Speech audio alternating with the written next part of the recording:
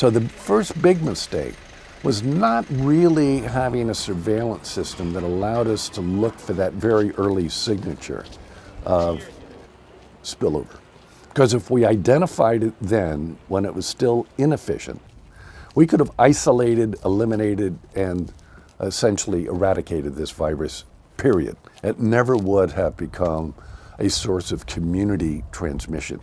So allowing it to slowly sort of establish its efficiency in human-to-human transmission over a period of time really meant that in December, when it was finally identified, it was already a highly efficient human-to-human transmission, and there was already widespread community transmission within Wuhan. So that's the second mistake, is that we did not then turn that initial recognition in December that we had not only a highly efficient but a lethal virus into a coordinated global effort. Because once something becomes that efficient, a respiratory virus begins spreading that easily.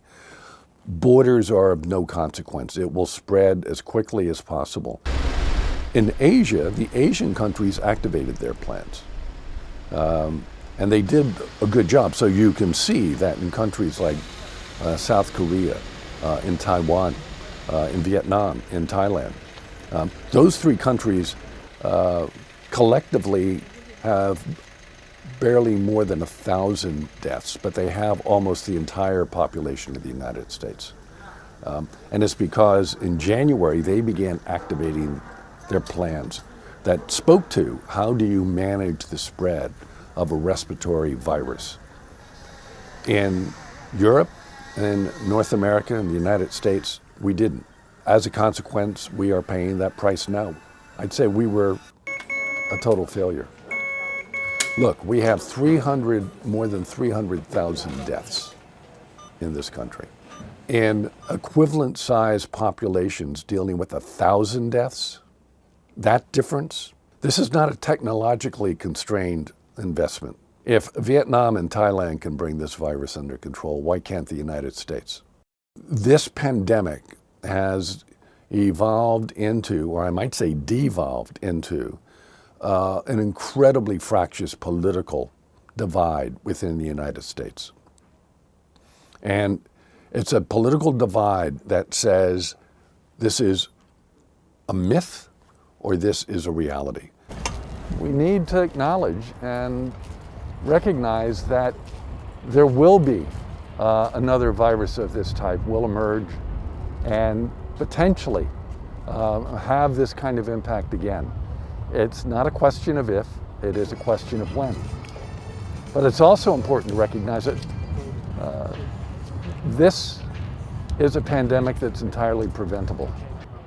The first step in moving the world towards being more secure from a future COVID-19 event is one, having really our eyes on future threats while they're still circulating in their natural habitat before they become a sort of a community level threat.